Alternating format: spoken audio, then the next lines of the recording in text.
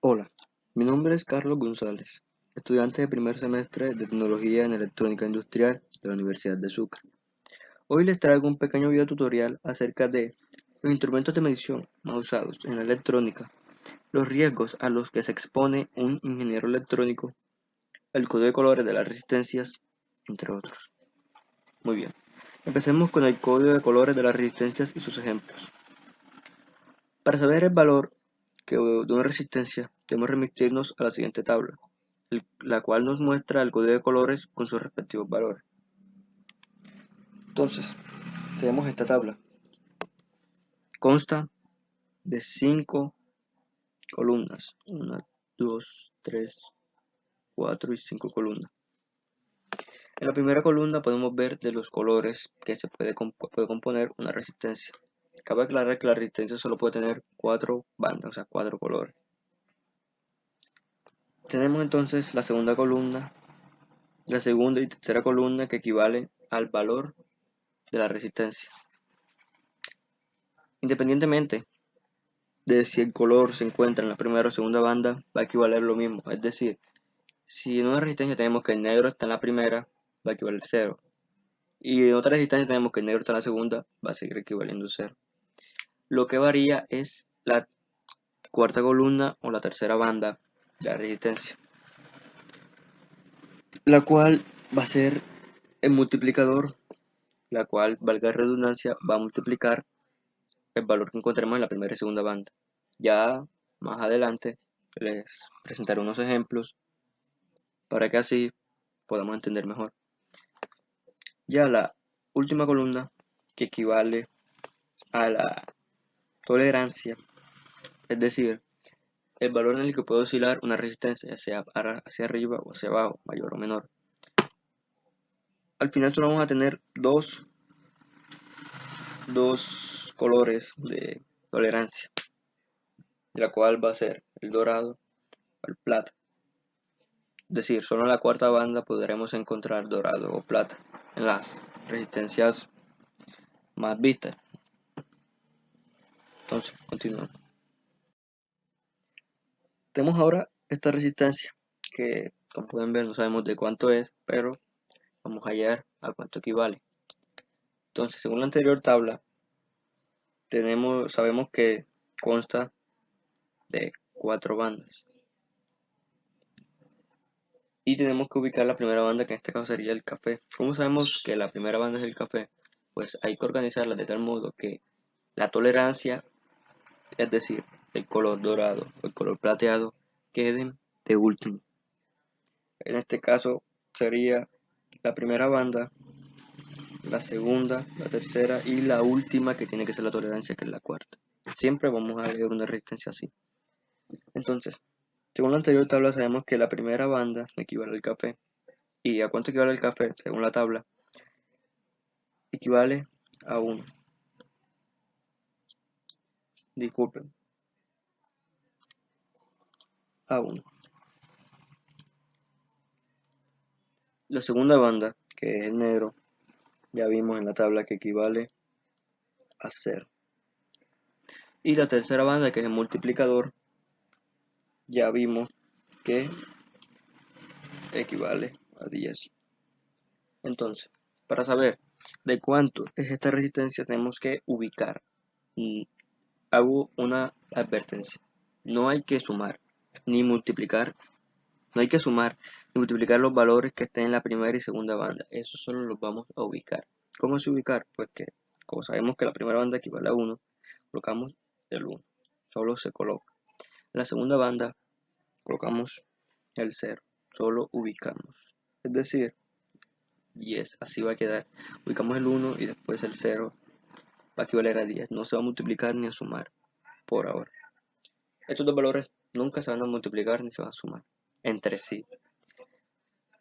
Ahora en la tercera banda tenemos ya lo que es el multiplicador. Ahora sí, ubicamos el número completo, o sea, 10, y se multiplica. Ahora sí, se multiplica los dos primeros valores que encontramos por el multiplicador, que es la tercera banda, que equivale a 10. ¿Cuánto equivaldría aquí? Sería a 100 ohmios. Entonces ya sabemos que esta resistencia equivale a 100 ohmios. Un momento, por favor. A 100 ohmios. A 100 ohmios con una tolerancia del 5%. Acuérdense que la tolerancia es los valores en los que puede oscilar esta resistencia, ya sea mayor o menor, hacia arriba o hacia abajo. Es decir, que la tolerancia va a decir de cuánto podemos poner esta resistencia, ya sea menor a 100 o mayor a 100. En este caso, continuamos con el siguiente ejemplo. Tenemos esta resistencia. Como la anterior, podemos ver que consta de 4 bandas, normal. Tenemos que leer la resistencia de tal modo que quede el valor, quede la tolerancia, o sea, el color dorado, plateado de último. Entonces recuerden que, según la tabla, tenemos que cuando verde se encuentra en la primera banda, va a equivaler a 5. Disculpe, va a equivaler solo a 5.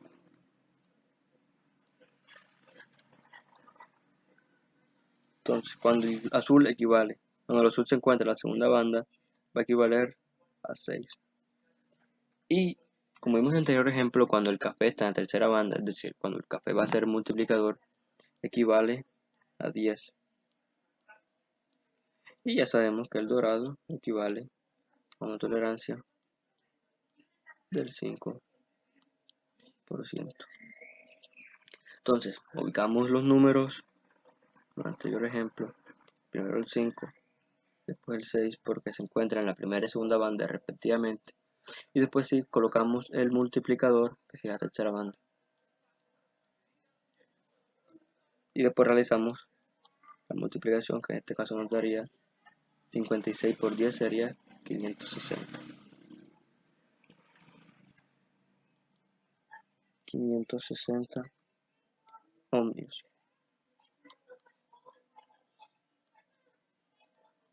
Entonces sabemos que esta resistencia tiene un valor de 560 ohmios con una tolerancia del 5%.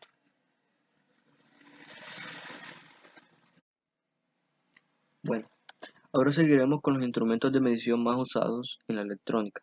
Tenemos el multímetro o polímetro, que es el instrumento que sirve para medir lo que es la tensión, cual se mide en voltios, sirve para medir la corriente, que se mide en amperios, y sirve para medir resistencia, que se mide en ohmios. Este es un instrumento de medición estándar tanto para eléctricos como electrónicos. Tenemos ahora el analizador de espectro, el cual en esta pantalla que tenemos aquí, esta pantalla,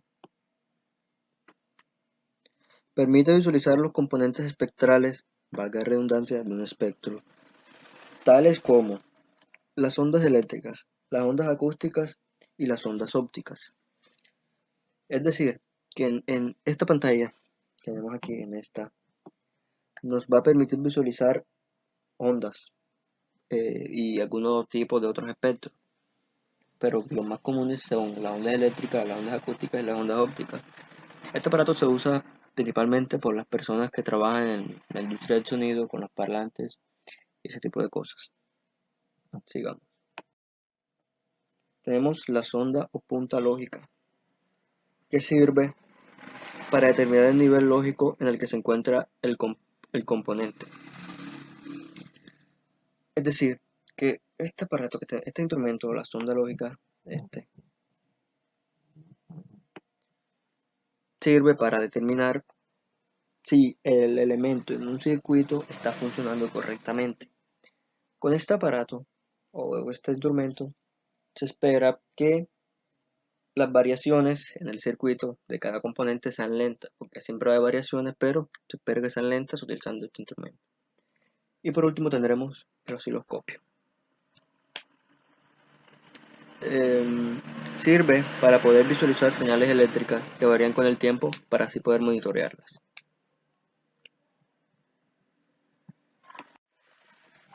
Por último tendremos los riesgos a los que se expone un ingeniero electrónico.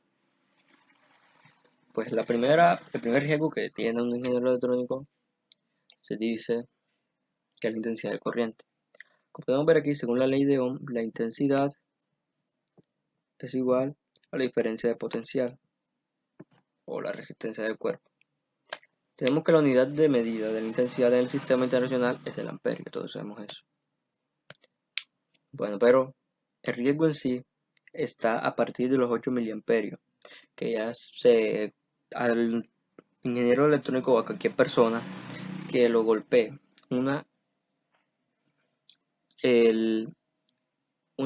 fuerza eléctrica a partir de 8 miliamperios, o sea, de 8 miliamperios para adelante, produce contracciones musculares y tetanización tetanización de manos y brazos. Bueno, entre 30 y 50 miliamperios produce fibrilación ventricular. Si la corriente pasa por la región cardíaca, es decir, al momento de uno recibir la fuerza eléctrica entre 30 y 50 miliamperios, si esa fuerza eléctrica pasa por el corazón, pues no puede dar un problema cardíaco, un ataque al corazón, fibrilación ventricular, entre muchas otras cosas. Pues hay varios factores que dependen, y principalmente es si la corriente es alterna o continua. Pues la corriente continua no es tan peligrosa como la corriente alterna, pero aunque eso también depende de otro factor. Tenemos el recorrido de la corriente a través del cuerpo humano. Pues hay varias formas en las que la corriente puede recorrer nuestro cuerpo, pero tenemos que es la de mano a mano, es decir, que la corriente empieza por una mano y termina en la otra, recorriendo todo el antebrazo hasta llegar a la otra mano. Tenemos la que es la mano-pie sin pasar por el corazón, es decir, que la corriente empieza en la mano y termina en la planta de los pies. Tenemos la que es mano-pie pasando por el corazón, que esta es la más peligrosa. Y esta es la segunda más peligrosa porque, como he dicho anteriormente, nos puede producir problemas cardíacos, fibrilación ventricular, entre muchas otras cosas. La corriente empieza por la mano y recorre todo el cuerpo hasta llegar a la planta de los pies. Y la más peligrosa que tenemos es de cabeza a pies, que comienza de la cabeza, como ya he dicho, termina en la planta de los pies, tocando el corazón. O sea, es decir, la corriente pasa por el corazón. Aquí tenemos la que es de mano, que comienza en una mano aquí, comienza en una mano y termina en la otra mano. Tenemos aquí la que es de mano a pie, sin pasar por el corazón. La que es de mano a cabeza, se recorre por aquí, mira la cabeza y sigue la corriente. Tenemos la que es de mano a pie pasando por el corazón. Es decir, esta es la zona más peligrosa porque tras de que recorre casi todo el cuerpo, pasa por el corazón. Y la más peligrosa que es de cabeza a pie pasando por el corazón. Pasa por aquí, pasa por todo el cuerpo, la corriente eléctrica, y esto es más peligroso porque podemos sufrir más daño. Bueno, ahora vamos a hallar voltaje. Como le dije, en el triángulo, tomamos voltaje y vemos que es intensidad por resistencia. Tenemos que una intensidad de 8 amperios y el ohmiaje es de 4 ohmios, la resistencia es de 4 ohmios. Bueno, vamos a resolver la operación. Tenemos que voltaje es igual intensidad, que es 8 amperios, 8 amperios por 4 ohmios. Eso sería igual a 8 por 4, sería igual a 32 voltios. Y así es como calculamos el voltaje de un circuito. Ahora vamos a calcular la resistencia de un circuito. El primero que tenemos que hacer es, mirar el triángulo y, por ejemplo, queremos hallar resistencia, que es la que vamos a hallar ahora. tapamos resistencia y nos queda que el voltaje sobre intensidad. El voltaje de este circuito de 12 voltios y de la intensidad 8 amperios. Bueno, vamos a calcular la resistencia, que sería voltaje sobre intensidad. Sería entonces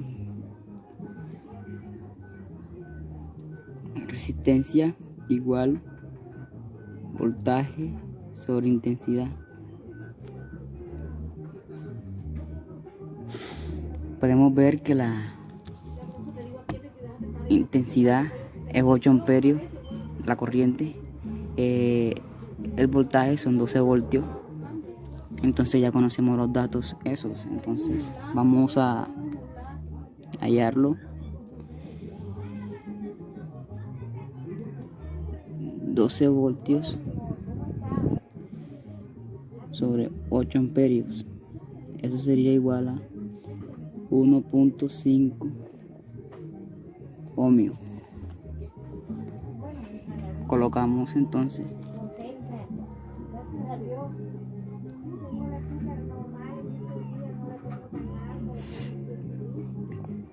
aquí la 1.5 ohmio. Bueno, aquí vamos a calcular a ver cómo hallamos potencia. Aquí está la ley de Watt. O sea, podemos ver que potencia es igual a intensidad al cuadrado por resistencia. Aquí tenemos un circuito que tiene una intensidad de 8 amperios, un voltaje de 12 voltios y una resistencia de 4 ohms. Bueno, vamos a ir calculando y sería potencia igual a 8 amperios por 4 ohmios, 8 amperios al cuadrado. Eso sería 64 por 4 serían 256 watts, porque sería potencia. 256 watts sería la potencia. Bueno, vamos a hablar sobre el campo laboral de un ingeniero electrónico. Como se ve a continuación, diseño se encarga más que todo de diseño de sistemas electrónicos, servicios, procesos industriales, educación, adaptación e integración de tecnologías a diversas disciplinas, aplicación y mantenimiento de equipos electrónicos dentro de la industria, servicios e investigación y docencia. Bueno, se puede ver que el campo laboral de un ingeniero electrónico es muy amplio, y también el campo laboral de la ingeniería electrónica se ofrece las siguientes opciones a los egresados: industria, manufacturera y de servicios, áreas de información, redes y telecomunicaciones, servicios del sector minero y petrolero, automatización y control industrial. Sin embargo, también hay otras opciones en lo que se refiere a el diseño y desarrollo de equipos electrónicos de distinta índole, creación e implementación de sistemas digitales que se basan en microcontroladores, interfaces computacionales de automatización industrial y robótica, coordinar servicios de telecomunicaciones. Ese sería el campo laboral de un ingeniero electrónico. Hola, mi nombre es Álvaro Salgado Sánchez, de primer semestre de Tecnología en Electrónica, estudiante. Mi compañero Carlos González y yo vamos a hablar sobre unos temas de ingeniería electrónica. En este primer tema vamos a ver componentes activos y pasivos. Los componentes pasivos son todos aquellos que sus modelos matemáticos son lineales. Además pueden almacenar o mantener energía en forma de corriente o voltaje, pero no son capaces de controlar esta energía. Estos componentes comúnmente son resistencia, condensadores, dispositivos magnéticos, antenas, ensambles, módulos. Ahora hablaremos sobre los componentes activos. Los componentes activos son todos aquellos que dependen de una fuente de energía. Por lo general pueden excitar un circuito inyectando energía en el circuito. Estos componentes pueden ser Transistores. El uso del transistor utilizado para amplificar y conmutar señales electrónicas y energía eléctrica.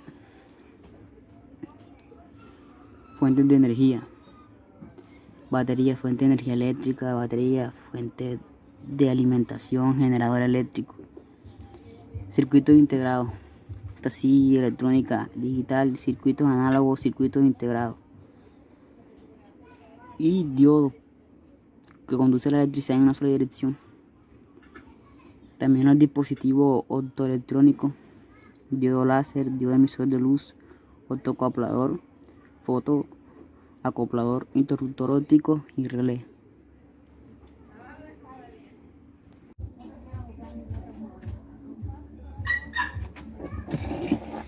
Bueno, vamos a hacer la diferencia entre un circuito en serie, un circuito en paralelo y un circuito mixto. La diferencia que hay, bueno, es que el circuito en serie tiene un solo camino para llegar al punto de partida, pasando por todos los componentes. En cambio, el circuito en paralelo se bifurca entre los nodos. Cada uno de estos, la corriente coge distintos caminos. El circuito mixto es la mezcla de estos dos, o sea, tiene parte de este y de este. Para resolver un circuito mixto se empieza haciendo ya sea paralelo, ya sea en serie, para dejar un circuito puro, o sea, un circuito o que sea en serie o en paralelo, pero hay que ir resolviéndolo, depende. Por ejemplo, aquí podemos ver que el circuito está en paralelo y lo resolvemos en paralelo para que quede en serie y quede un circuito puro. La diferencia también que hay entre estos tres circuitos es que aquí la corriente es la misma y el voltaje sí varía en cada elemento que tenga, o sea, se va dejando en cada. Y acá es al contrario, acá el voltaje es el mismo y la corriente varía. Y bueno, acá el circuito mixto, bueno, depende también de que tenga. Por ejemplo, primero está en paralelo, pues la corriente no va a ser igual. Pero si está en serie, la corriente sí va a ser igual. Depende también cuando quede este circuito puro, si queda en paralelo o queda en serie. Esa es la diferencia entre ellos dos. Repito, aquí la corriente no varía, aquí sí, en cada elemento se reparte. Y aquí el voltaje es el mismo, acá sería diferente. La corriente es la misma y el voltaje es el que varía. Bueno, vamos a medir intensidad de la corriente. Aquí podemos ver el triángulo, que sería una manera más fácil de poder calcular intensidad, voltaje o resistencia, o sea, más fácil para aprendérselo, ¿no? Si tapamos intensidad, que la queremos hallar ahora, es voltaje sobre resistencia. Si queremos hallar resistencia, tapamos resistencia y sería voltaje sobre intensidad.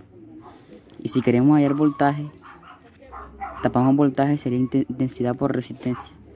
Así que tenemos un circuito con una resistencia de 6 voltios, 12 voltios y una resistencia de 6 ohmios. Bueno, primero vamos a hacer la regla. Sería voltaje sobre resistencia, estaría acá abajo. Y aquí el voltaje que tenemos, 12 voltios, entonces eso sería igual a 12 voltios sobre 6 ohmios. Eso sería igual a 2 amperios.